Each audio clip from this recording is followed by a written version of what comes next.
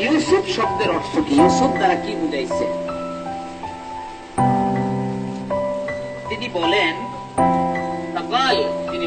আল আসাফ আল ইউসুফু মুশতাকুম মিনাল আসাফি ওয়াল আসিফ ফাজামউহা ইউসুফ। ইউসুফ শব্দটা মূল অর্থ শব্দ হচ্ছে আসাফ। আসাফ বলা হয় আসাফ বলা হয় আশাদ্দুল হুজন, অনেক বেশি চিন্তাকে আসাফ বলা হয়।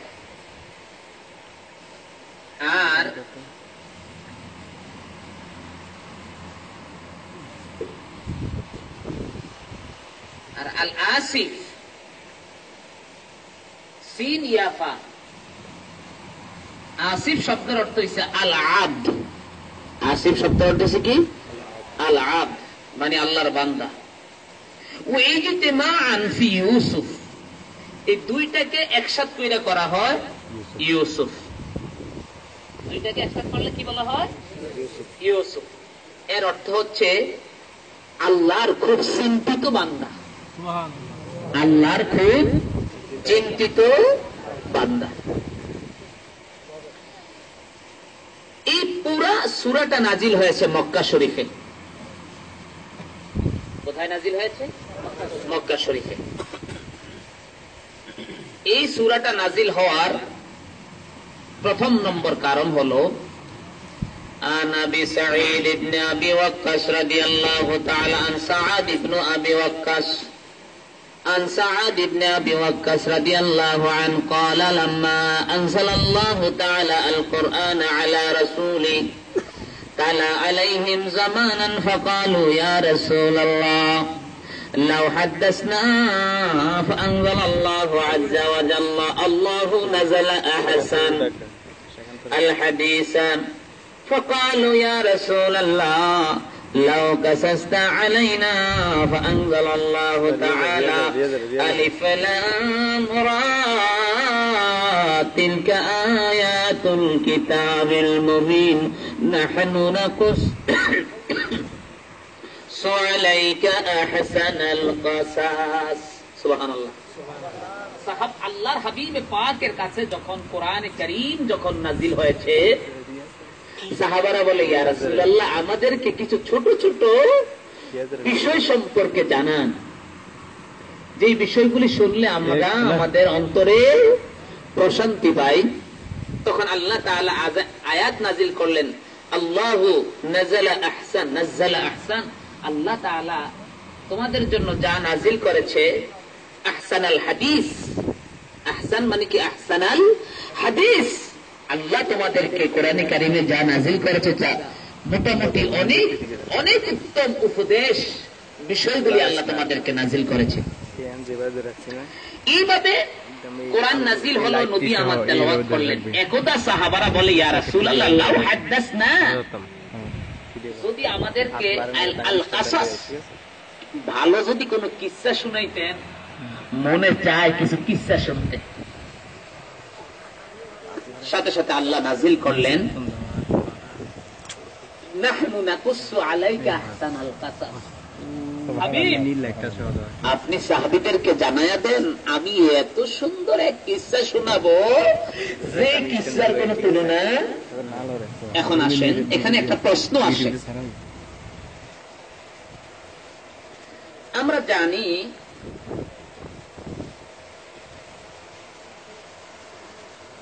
আল্লাহ এখানে বলছেন নাহনু নাকুসু আলাইকা আহসানাল কাসাস, এমন এত সুন্দর মানে কিসসা শোনাবো যেই কিসসা আপনার আপনি যে কিসসা সম্পর্কে অবগত ছিলেন না, ওই কুনতা মিন ক্বাবলিহি লামিনাল গাফিলিন।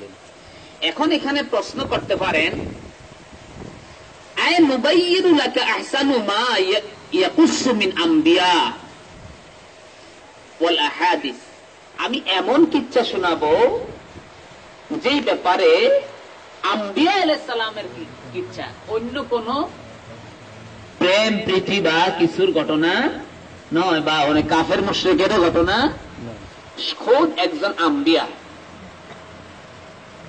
এখন আসেন, ফালা ইয়ালজিমু আন ইয়াকুনা আহসানু মিন কিসসাতি সাইয়্যিদিল কাউনাইন ওয়াল মুরসালিন সাল্লাল্লাহু আলাইহিম ওয়া ইমকিনু আন ইয়াকুলা কাদ ইউরাদু বিআফআলিজ জিয়াদাতি।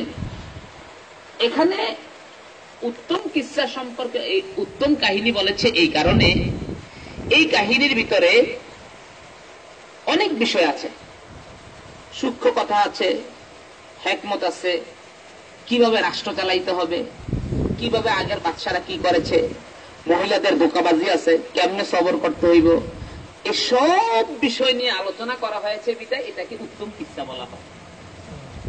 অথবা এটাকে উত্তম কিসসা আরো বলার কারণ হলো, আল্লাহ হাবিব সাল্লাল্লাহু আলাইহি সাল্লাম বলেন, ইন্নাল কারীমা ইন্নাল কারীমা ইবনুল কারীমাল ইবনুল কারীমি ইবনুল কারীমি ইবনুল কারীমি ইবনুল কারীমি ইউসুফ ইবনে ইয়াকুব ইয়াকুব ইবনে ইসহাক ইসহাক ইবনে ইব্রাহিম। আল্লাহর হাবিব রাহমাতুল লিল আলামিন বলেন, ও দুনিয়ার মানুষরে, নিশ্চয় সম্মানের বাবা সম্মান, সম্মানের বাবা কি? সম্মান। সম্মানিতের ছেলে সম্মানিত, সম্মানিতের ছেলে সম্মানিত। যে ব্যক্তি সম্মানিত হয় তার ছেলে হয় সম্মানিত। এখানে আবার একটা মাসালা আছে, আমাদের দেশে দেখা যায় অনেক লোক বড় আল্লাহর ওলি, ঠিক না, কিন্তু দেখা যায় তার ছেলেরা জালেম হয়, তার ছেলেরা ভুল পথে চলেন। আল্লাহর হাবিব রাহমাতুল লিল আলামিন বলে, ও দুনিয়ার মানুষরা, যাই না রাখ, ছেলেকে তুমি বৎসনা দিতে যাও না। আবার আল্লাহর হাবিব বলেন, বাবা হলো গুনাহগার, ছেলে হলো ওলি, সেই জায়গায় তুমি বৎসনা দিতে যাও না।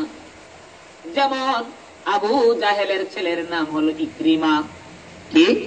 ইকরিমা, অনেকে বলে ইকরামা, তার সঙ্গে ইকরিমা। ইকরিমাকে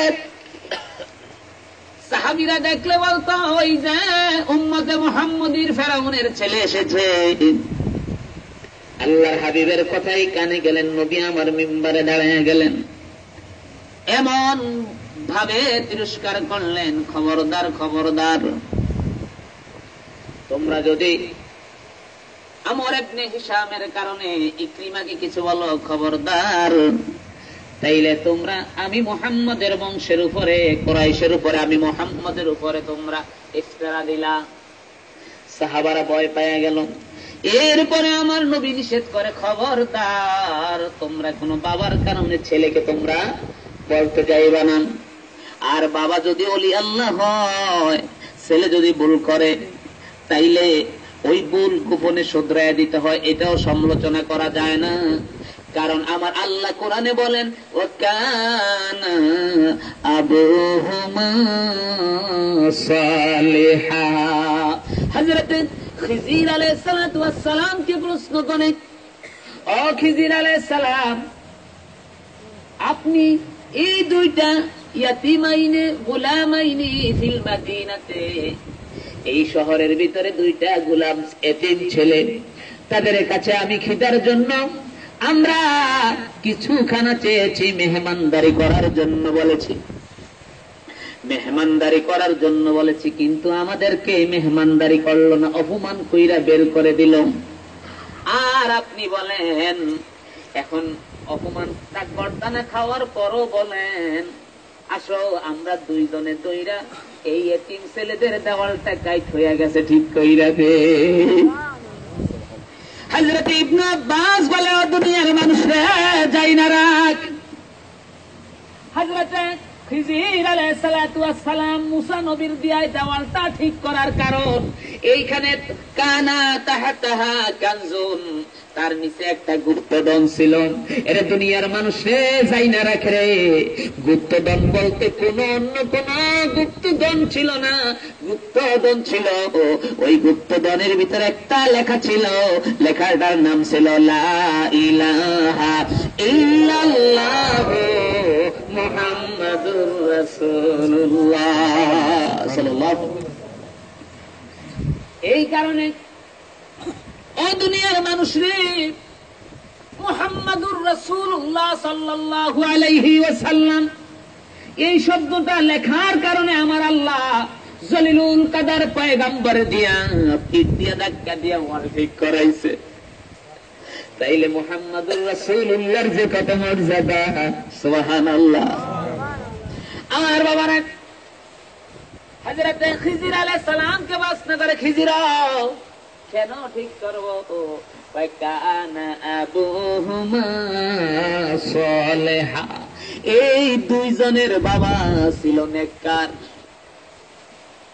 এখন আসেন হযরত হাসান রাদিয়াল্লাহু তাআলা আনহু দামেস্কের মসজিদের ভিতরে বসে রয়েছে। হযরত হাসানকে প্রশ্ন করেন, ও হাসান, আপনি হলেন আল্লাহর হাবিবের নাতি। প্রশ্ন করতে আছে ইমাম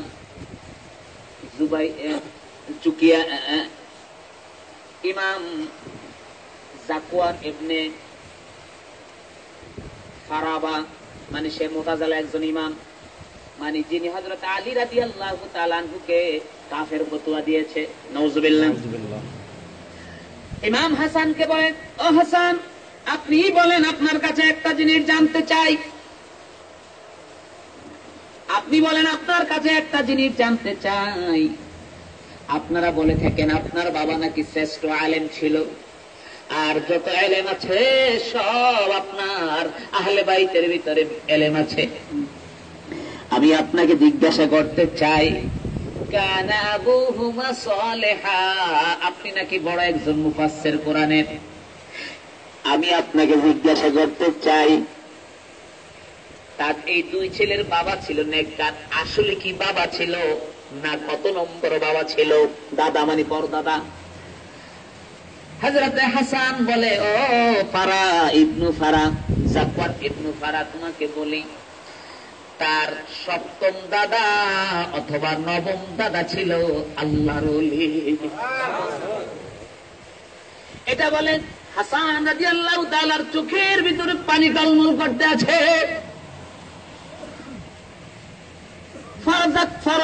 জাকওয়ান ইবনে ফারা প্রশ্ন করে, ও হাসান, কেন গো আপনার চোখের ভিতরে এরকম পানি? তখন হাসান বলে, জাকওয়ান রে, আমার বাবারে কাফের ফতোয়া দিলা। হাসান, তুমি কি জানো এই দুই ছেলের আসল বাবা কি ছিল, জানো কিনা? জানি না। ওই দুই ছেলের আসল বাবা ছিল বড় একজন পাপী। আসল বাবা কি ছিল? পাপী। এই দুই ছেলেরও ঈমান নাই, বাবার ধর্মের উপরে আছে। নবম বাবা যে ধর্মের উপরে চলে ছিল, ওই ধর্মের উপরে নাই। হাসান বলে, জাকওয়ান, ও জাকওয়ান, তোমার কাছে আমি জিজ্ঞাসা করি, আমিও কেউ তুমি কাফুরি ফতোয়া দিলা? যদি এই দুইজন বাচ্চা আমার আল্লাহর কাছে নবম বাবা যদি ওলি আল্লাহ হওয়ার কারণে যদি মাপ পাইতে পারে রে, তাইলে আমার বাবা আলী কি আল্লাহর হাবিবের কালমা লা ইলাহা ইল্লাল্লাহ মুহাম্মাদুর রাসূলুল্লাহ পড়ে না? এই কথা বলা মাত্র জাকওয়ানের চোখ থেকে টপ টপ করে পানি পড়া শুরু হইল। আর বলে, ও হাসান, আহলে বাইত, আল্লাহর কসম খায় বলি, আপনি আমাকে ক্ষমা করে দেন, আমারে পড়ায়া দেন লা ইলাহা ইল্লাল্লাহ মুহাম্মাদুর রাসূলুল্লাহ। এটা হলো হেদায়েত। যার ভিতরে হেদায়েত আছে, মাইয়াহদিল্লাহু ফাহুয়াল মুহতাদি ওয়া মাইয়ুদলিলহু ফালান তাজিদ লাহু ওয়ালিয়াম মুরশিদা। আমার বাবারা, যাকে হেদায়েত আমার আল্লাহ করবে রে, সেই হেদায়েত পাবে।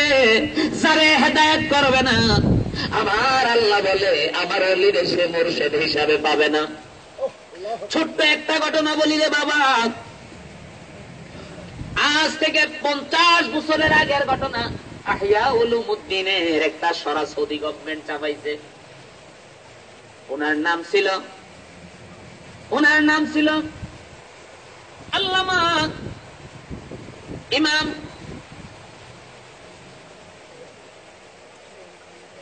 আব্দুল্লাহ আল হুসাইন আল শান্তিতি, তিনার নাম ছিল, অথবা পুরো স্পষ্ট নামটা খেয়াল আসতেছে না। তিনি ফতোয়া দিল আহিয়া উলুমুদ্দিন কিতাবটা, ইমাম গাজালির কিতাবটা আগুনে পোড়ায় দেওয়া উচিত, কারণ ইমাম গাজালি একজন মুশরিক ছিল। নাউজুবিল্লাহ বলেন। রিসেন্টের ঘটনা, বেশি দূরের ঘটনা নয়, এই সৌদি ওয়াহাবিদের ঘটনা আমি বলতেছি, বাদশাহ ফাহাদের সময়ের ঘটনা। ফতোয়া দিয়া দেওয়ার পরে আব্দুল্লাহ বিন বাজ, এই অন্ধ যে মারা গেছে, আল্লাহ লানত তার উপরে পড়ুক, তার কবরে আল্লাহ ধাউ ধাউ করে আগুন জ্বালায়া দাও, বলেন আমিন। আল্লাহর হাবিবের রওজা জিয়ারতের উদ্দেশ্যে ভ্রমণ করাকে বানোয়াট বলেছে এবং জাল বলেছে, এবং বলেছে কেউ যদি নবীর জিয়ারত করতে যায় হজ কইরা, সে যেন তার হজটাকে নষ্ট করলো। আমার বাবারা খেয়াল করে শুনেন, শুধু তাই নয়, তিনি আরো প্রস্তাব দিয়েছে আল্লাহর হাবিবের রওজাটাকে যেন মসজিদে নববী থেকে বের করে দেওয়া হয়। এমনকি ওসে সালে ফাউজান প্রস্তাব দিয়েছে, আমার ইচ্ছা হয় নবীজির রওজাটা যেন আমি জ্বালায়া দেই মসজিদে নববী থেকে। নাউজুবিল্লাহ। আমার বাবারা দেখেন কি হেদায়েত। মাইয়াদিল্লাহু ফাওয়াল মুহতাদি, যারা আল্লাহ হেদায়েত করে সেই হেদায়েত হয়, যারা হেদায়েত করে না ফালান তাজিদ লাহু ওয়ালিয়াম মুরশিদা, সে কোন ওলিকে মুর্শিদ হিসেবে পায় না। আমার বাবারা এবার দেখেন, রাত্রি বেলা ঘুম গেছে, ইমাম গাজালি হাজির, আল্লাহর হাবিব ডান পাশে আবু বকর, বাম পাশে ওমর, আর ইমাম গাজালি। আল্লাহর হাবিবের চেহারা মোবারক মলিন এবং ইমাম গাজালির চেহারা মলিন। আবু বকর বলে, ইয়া রাসূলুল্লাহ, কেন আপনার চেহারা মলিন? আমার ইমাম গাজালি আবু হামেদ, তার নাম কি আবু হামেদ ইবনু মুহাম্মদ, সে তার চেহারা মলিন, এই জন্য আমি মলিন। ইমাম গাজালি বলে, ইয়া রাসূলুল্লাহ, আমার মলিন এই যে দেখেন বেয়াদব দাঁড়িয়ে রয়েছে, সে বলেছে আমি নাকি মুশরিক এবং আমার এটাকে পড়ায় দেওয়ার জন্য কিতাব। ইয়া রাসূলুল্লাহ, আপনি বলেন আমার কিতাবে কোনো কিছু ভুল আছে কিনা, আমি আপনার কথা ছাড়া লিখেছি কিনা। আল্লাহর হাবিব বলে, এরে আবু হামেদ রে, যাই না রাখলে তোমার কিতাব আমি এতবার পড়ি, সবসময় আমি তোমার কিতাবকে পড়ি, আর কোন লোক যদি তোমার কিতাব পড়ে সে যেন আমার নজরের ভিতরে থাকে। এই জন্য ইমাম গাজালের কিতাব যে পড়ে তার ভিতরে জজবা শুরু হয়ে যায়। এবার আসেন, এই কিতাবটা সৌদির ছাপাই দিচ্ছে বর্তমানে এই ঘটনাটা দিয়ে। এরপরে বলেন, তখন ওই লোকটা রাসূলের কদমে পড়লেন। আল্লাহর হাবিব বলে, আমি মাপ দিব না যে পর্যন্ত আমার আবু হামেদ মাপ না দেয়। এইবার ওমর বলে, ইয়া রাসূলুল্লাহ, আবু হামেদের কাছে মাপ চাইতে এসেছে, গাজালির কাছে বলে আল্লাহর হাবিব যদি মাপ দেয়। ওমর বলে, ইয়া রাসূলুল্লাহ, আমার একটা ফয়সালা আছে, আপনি তাইলে তাকে তাজির করা উচিত, সে যেন বেয়াদবি করলো কেন? আবু বকর বলে, ঠিক আছে ইয়া রাসূলুল্লাহ। ওমর যখন তাজিরের কথা বলেছে, আমিও বলি তাজির করুক, বেশি না একটা দৌড়া মারা হোক। হযরতে রাসূল করিম সাল্লাল্লাহু আলাইহি ওয়াসাল্লাম বলে, আবু বকর তাইলে তুমি দৌড়া মানো? ইয়া রাসূলুল্লাহ, আমি পারবো না। ওমর কি বলেন মারার জন্য? ওমর রাদিয়াল্লাহু তাআলা আনহু একটা দৌড়া মারলেন, মারা মাত্র চিৎকার কইরা ঘুম থেকে জায়গা গেলেন, মরণ পর্যন্ত তার পিঠের ভিতরে দৌড়ার দাগ। শুধু তাই নয়, এই গাজালির কিতাবের সরার শেষে দিয়া, সে নিজে সরা লিখেছে, শেষে দিয়া স্ক্রিনিং ফটো কইরা ওই ডুরার দাগ সহ ছাপায়া বর্তমানে সৌদির লাইব্রেরিতে ছাপায়া দিছে। এই জন্য আল্লাহ বলে মাইয়াহদিল্লাহু ফাহুয়াল মুহতাদি ওয়া মাইয়াদলিলহু ফালান তাজিদ লাহু ওয়ালিয়াম মুরশিদা। যারে আমি আল্লাহ হেদায়েত করি সে হেদায়েত পাবে, আর যারে হেদায়েত না করি ফালান তাজিদ লাহু সে পাবে না ওয়ালিয়াম মুরশিদা, কোন আমার বন্ধুরে অলিরে মুর্শিদ হিসাবে সে পাবে না। আল্লাহর হাবিব বলেন, ও দুনিয়ার মানুষ, আল্লাহর হাবিব বলেন ইন্নাল কারীম আল ইবনে কারীম ইবনুল কারীম ইবনুল কারীম ইউসুফ ইবনে ইয়াকুব। আল্লাহর হাবিব বলেন সম্মানিতর ছেলে সম্মানিত, সম্মানিতর ছেলে সম্মানিত, সম্মানিতর ছেলে সম্মানিত ইউসুফ। এরপরে ইউসুফ সম্মানিত, তার বাবা ইয়াকুব সম্মানিত, তার বাবা ইসহাক সম্মানিত, তার বাবা ইব্রাহিম সম্মানিত। এই জন্য ইউসুফ নবী সম্মানিত হওয়ার কারণে আমার আল্লাহ তাআলা কোরআনে কারীমে বলেন আলাইকা আহসানাল কাসাস। আমার ভাই হলো ইউসুফ, হইল সাদা সুন্দর। এই জন্য আহসানাল কাসাস ইশারা করেছে। আবার আরেকজন বলেন না, এখানে একটা দোয়া আছে। ইউসুফ আলাইহিস সালাম নিজে দোয়া করছেন কি, তাওয়াফানি মুসলিমান ওয়ালহিকনি বিসসালিহিন। এখানে সালিহিন দ্বারা উম্মতে মুহাম্মদী এবং আমার নবীরে বুঝাইছে।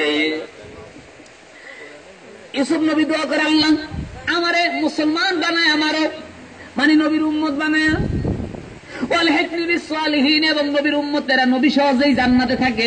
ওই কিনার দিয়ে আমি ইউসুফের রাইখো। এই জন্য এই কিসসাটাকে বলেছে ওয়ালহিকনি, এই কিসসাটাকে বলেছে আহসানাল কাসাস।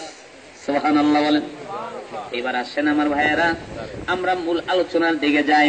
আন কাব ইবনে রাদিয়াল্লাহু আনহু আন রাসূলিল্লাহি সাল্লাল্লাহু আলাইহি ওয়াসাল্লাম أنه قال علموا أرقاءكم سورة يوسف فإنه أيما مسلم أملاها وعلمها أهله ما ملكت أيمانه هون الله تعالى عليه سكرة الموت وعطاه القوة وأن لا حسد يحسد مسلما رواه বাইহাকি জোরেতান। আল্লাহু আকবার।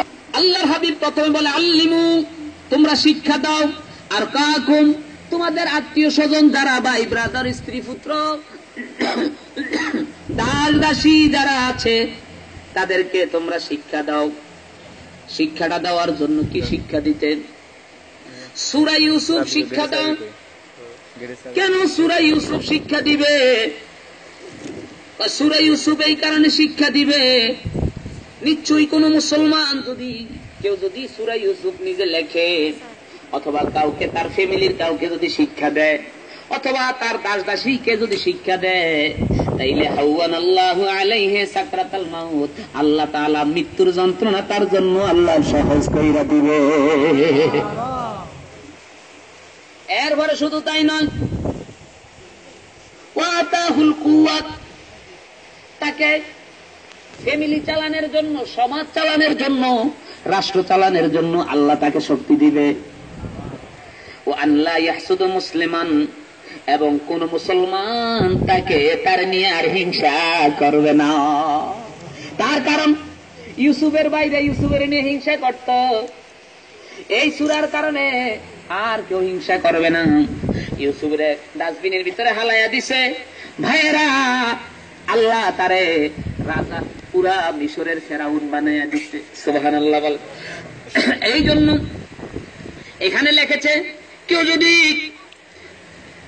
আতাহুল কুওয়া ওয়াল ইজ্জা ওয়াস সুলতানা, কেউ যদি সূরা ইউসুফ বেশি বেশি পড়ে আর আমল করে, মানুষকে যদি শিক্ষা দেয়, আমার আল্লাহ তাআলা তারে শক্তি দান করবে, ইজ্জত দান করবে, এমনকি আমার আল্লাহ তারে রাজা বানাইয়া দিবে।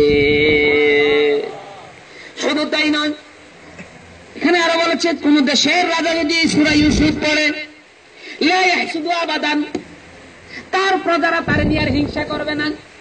প্রধানমন্ত্রী হাসিনা যদি জানতো সূরা ইউসুফ পড়লে বিরোধী দল কইমা যাইবে মতো বেশি পড়া শুরু করতো।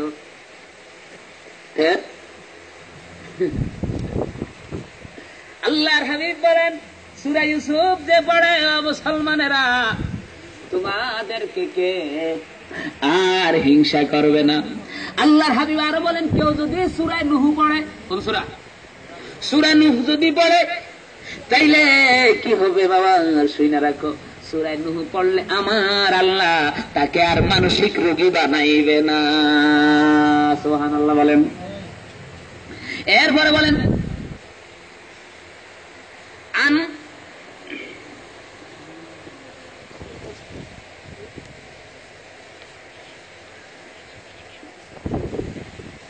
وقال ابن عطا رضي الله عنه, তিনি কি তাবি ছিলেন, হযরত ইবনে আব্বাসের ছাত্র।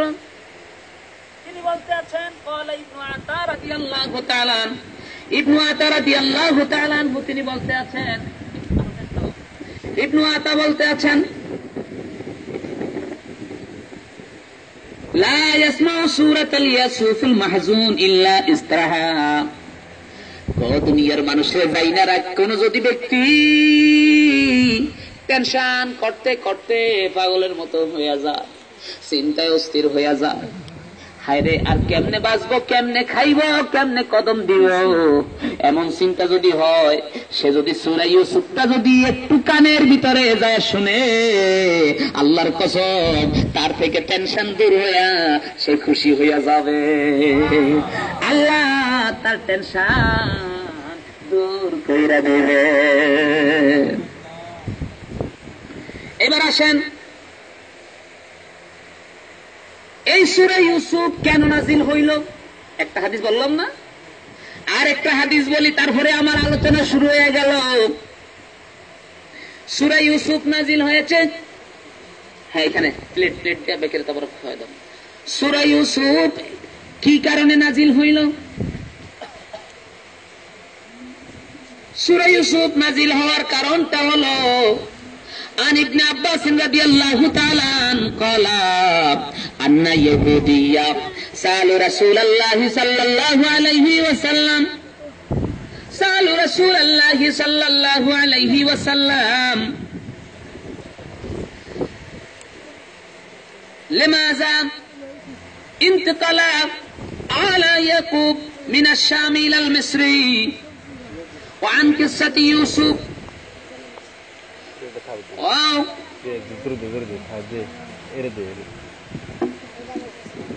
ثم نزل الله تعالى هذه الآية سورة على رسول الله صلى الله عليه وسلم فطال عليه زمانا। এবার আসেন আমার ভাইয়েরা, খেয়াল করে শুনেন। ইহুদিরা এসে জিজ্ঞাসা করে, ইহুদিরা এসে জিজ্ঞাসা করে, ও মুহাম্মদ সাল্লাল্লাহু আলাইহি ওয়াসাল্লাম, আপনি তো অনেক খবরই জানেন, আমাদেরকে একটু বলেন ইয়াকুব আলাইহিস সালাম, হযরত ইয়াকুব হইল ইউসুফের বাবা। ইয়াকুব কি কেন ইয়াকুব নবী শাম থেকে মিশরের ভিতরে গেল, কেমনে গেল শাম থেকে?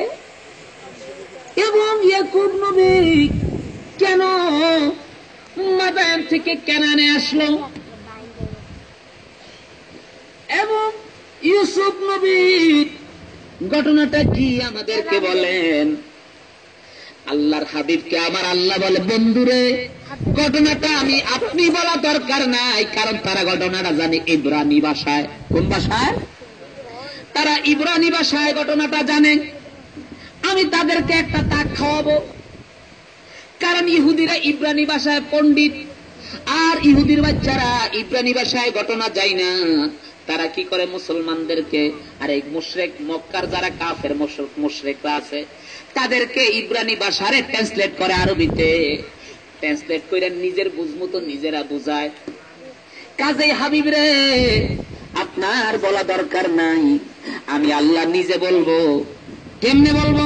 এই যে আল্লাহ এখানে বলেছেন, নাহনু ইন্না আনসালনাহু কুরআনান আরাবিয়্যান লাআল্লাকুম তাকিলুন। কারণ তারা ইব্রানি ভাষায় এই বিষয়টাকে জানতো, আর আমি এটা আরবি ভাষায় নাজিল কইরাম, আমি এটা আরবি ভাষায় নাজিল কইরা কি করলাম, তাদের ধোঁকাবাজিটা মানুষের কাছে আমি বুঝাইয়া দিলাম। আর যদি আমি অন্য ভাষায় যদি এটাকে নাজিল করতাম, তাইলে আবার এখানে বলতো লাউলা জাআলনাহু কুরআনান আজামিয়ান লাকালু লাউলা ফুসসিলাত আয়াতুহু। আমি যদি আরবি ভাষায় যদি কোরআনটা নাজিল না করতাম, যদি আজমি ভাষায় নাজিল করতাম, তাইলে তারা কি করতো, এখানে পার্থক্য করে ফেলতো। এরপরে তারা ধরাশায়ী লাগাইয়া দিত, ধুয়াশা লাগাইয়া দিত। এই জন্য হাবিব রে আমি আরবি ভাষায় নাজিল করলাম, এই কারণে ইহুদিরা যেন টাউডারি না করতে পারে, আর মক্কার মুশরিকদেরকে যেন ভুল বুঝাইতে না পারে, তারাও যেন বুঝে। আর ইহুদিরাও জানে, বুঝে, কারণ ইহুদিরা জানে দুই ভাষা, আর মক্কার সাধারণরা জানে আরবি ভাষা। তাইলে ধোঁকাবাজি শেষ হয়ে গেল। এই আল্লাহর হাবিবের কাছে এই আয়াত যখন এই সম্পর্কে জিজ্ঞাসা করলো, এই আয়াত যখন নাজিল করলো, সঙ্গে সঙ্গে যে ইহুদিরা আসলো, আকসার ইহুদিরা সব মুসলমান হয়ে গেল। এবার আসেন তাফসীর শুরু হয়ে যাক। আলিফ লাম রা, আলিফ লাম রা। এখানে আলিফ লাম রা বলা কেন? কারণ এটা দিয়ে শুরু করলো কে লিগা? আলিফ লাম মিম বললো না কেন? এখানে আলিফ লাম বলছে আনাল্লাহু আরা ওয়া আসমাউ সুআলাহুম ইয়াকা আন কিসসাতিহি ওয়া আনাল্লাহু আরা সানআ ইখওয়াতি ইউসুফা ওয়া মুআমালাতুহুম মাআহু। কইতাছে আমি আল্লাহ, আলিফ দ্বারা আনাম, লাম দ্বারা আমি আল্লাহ, রা দ্বারা আরা, আমি আল্লাহ নিজে দেখছি ইউসুফের ভাইয়েরা ইউসুফ নবীর লগে কি কামটা করছে, আমি আল্লাহ নিজে দেখছি। এই জন্য এখানে কি বলা হয়েছে? আলিফ লাম রা। অথবা এখানে বলেছে আলিফ লাম রা দ্বারা, আলিফ দ্বারা ইলা আল্লাহ, লাম দ্বারা জিবরাইল, রা দ্বারা ইলার রাসূল। তাহলে অর্থটা হবে কি, মা আনজালাল্লাহু তাআলা আলা লিসানি জিবরাইল আলা কলবি রাসূলিল্লাহ সাল্লাল্লাহু আলাইহি ওয়াসাল্লাম দালালাতাল কিতাবি মিনাল মাহবুবি ইলাল মুহিব্বি লিয়াহতাদিল মাহবুবি বিল বায়ানি তরিকিল ওসুল ইলাল মাহবুবি কাসাউনা লিল কিরাআতি কাল কাসাতিল আরাবিয়্যাতি লাআল্লাকুম তাআকিলুন। বলতেছে আমার আল্লাহ জিবরাইলের মাধ্যমে নবীজির অন্তরে কোরআন নাজিল করছে। আল্লাহ কি করলেন? তার মাহবুবের কাছে ভালোবাসা পাঠাইলেন, বন্ধুর কাছে আল্লাহ ভালোবাসা পাঠাইলেন। জিবরাইলে মুখে বলছে, কিন্তু ভালোবাসাটা আল্লাহ নবীর অন্তরে ঢুকাইয়া দিয়েছে।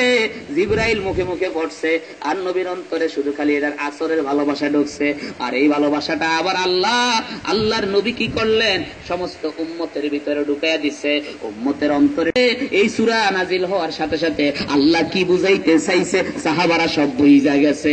এই জন্য আল্লাহ বলেছে আলিফ লাম রা লাআল্লাকুম তাআকিলুন। আমি আলিফ লাম রা দ্বারা বুঝাইয়া দিলাম যাতে তোমরা সকলে বুঝা যাইতে পারো। এখন আসেন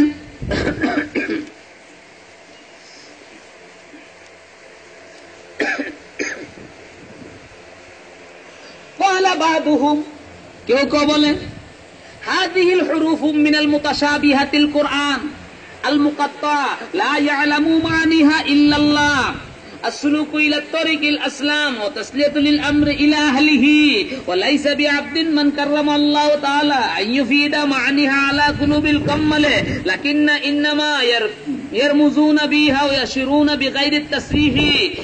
وقال عن علي رضي الله عنه لو حدثتكم ما سمعت من فم أبي القاسم لخرجتم من عندي تقولوا إن عليا أكذب الكاذبين وأفسق الفاسقين. বলতেছে ও দুনিয়ার মানুষ জাইনা রাখো, এই হরফ মুকাত্তাতের অর্থ একমাত্র আল্লাহ ছাড়া কেউ জানে না। হ্যাঁ, তবে আল্লাহ তার হাবিবকে বিশেষ বিশেষ ভাবে জানিয়ে দিয়েছেন। কারণ আল্লাহর হাবিবকে যদি হরফে মুকাত্তাতের অর্থ যদি না জানায়, তাইলে এই জিনিসটা হবে একটা অপরিপূর্ণ জিনিস। কারণ আল্লাহ এমন কোন কথা বলে নাই। আল্লাহ কোরআনে কারিমে বলেছেন, আমি আমার কোরআনে এমন কিছু আলোচনা করি নাই যেটা অনর্থক, যেটা অনর্থক। শুধু তাই নয়, আমার আল্লাহ অনর্থক কোন কথা, লাহুয়াল হাদিস মানে অনর্থক কোন কথা আল্লাহ কোরআনে কারিমে বলে না। এখন আমার প্রশ্ন, আমি যদি এই হক সাহেবের সাথে যদি আমার তালের সাথে যদি কথা কই, কথা কয়ে যদি আমি একটা সাংকেতিক চিহ্ন দেই 1 2 0, এখন এই সাংকেতিক চিহ্নের বিষয়টা যদি উনি না জানে, তাহলে আমার এই বলার কি মানি আছে? মানি আছে? কোনো মানি নেই। এখন আসেন, আবার যদি বলেন না এটা আল্লাহ জানাইছে 1 2 0, পরে আল্লাহ বুঝাইব, বা এটা আল্লাহ না বুঝাইলে কোনো করার কিছু না, এটা এমনি এটা বিশেষভাবে এটা আল্লাহ কাতাম গোপন রাখছে, তাইলে এখন আবার প্রশ্ন, আমার প্রশ্ন এখানে, হরফে মুকাত্তাত কি এটা কোরআনের হরফ না কোরআনের ভিতরে না বাইরে? ভিতরে কিনা? ভিতরে কিনা? হরফে মুকাত্তাত কোরআনের ভিতরে কিনা? তাহলে আমার আল্লাহ বলে, আর রহমান আল্লামাল কুরআন। হাবিব রে, আমি আমার রহমানের কসম খায়া কই, আমি আপনারে কোরআনটা সব শিক্ষা দিয়া দিছি। তাইলে আর আল্লাহ কোরআন যদি সব শিক্ষা দেয়, তাহলে হরফে মুকাত্তাত দিছে কিনা? তাইলে বোঝা গেল আমার আল্লাহ এটাও দিয়েছে। এই জন্য এখানে বলতে আছে,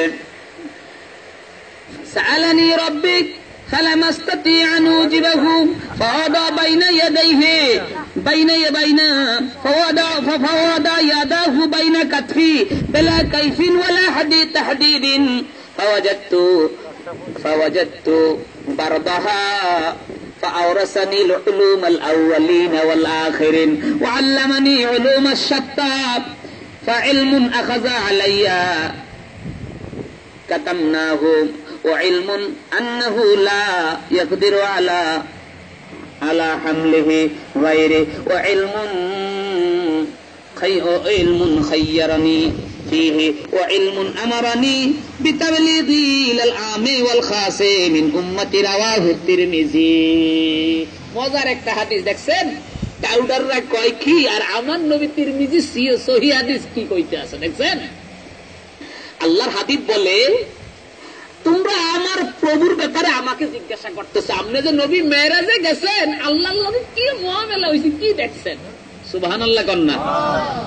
নবী বলে, ফালামাস্তাতি আনু জিবাহু, আমি এই ব্যাপারে কোনো জবাব দিতে পারবো না। মেরাজে আল্লাহর লগে আমার লগে কেমন দেখা হইছে, তেমন কথা হইছে।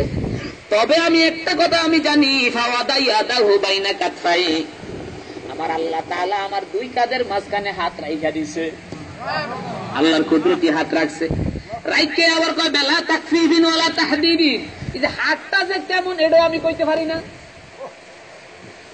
হাত মানে আমার মনে টানে হাত রাখছে, কিন্তু এটার কাইফিয়ত কি, এটার অবস্থা কি, এটাও আমি তোমাদেরকে বুঝাইতে ওয়ালা তাহদিদিন, এটা কোন এলেমেও ক্ষমতা নেই এটা বুঝানোর। কিন্তু ফাওয়াজাতু বারদাহা, কিন্তু আমি ঠান্ডা উপলব্ধি করছি। ঠান্ডা অনুভব করার সাথে সাথে আমার ওয়ারেস বানাইছে, মালিক বানাইছে। সুবহানাল্লাহ বলে। ক্রয় সূত্রের মালিক একটা, আর একটা পৈতৃক সূত্রের মালিক। পৈতৃক সূত্রের মালিকের বলা হয় ওয়ারেস। কি বলা হয়? বাবা যদি মইরা যায়, ছেলে যোগ্য হইলে সব সম্পত্তির মালিক কে হইব? ছেলে হইব নি? বাবা মইরা গেলে কে হইব? কেউ দাবি করতে পারবে নি। তাইলে আল্লাহর হাবিব বলেন, আওরাসানি, আমারে ওয়ারেস বানাইছে, মানে আর কোন নবীরাই এলেমের দাবি করতে পারতো না। সুবহানাল্লাহ।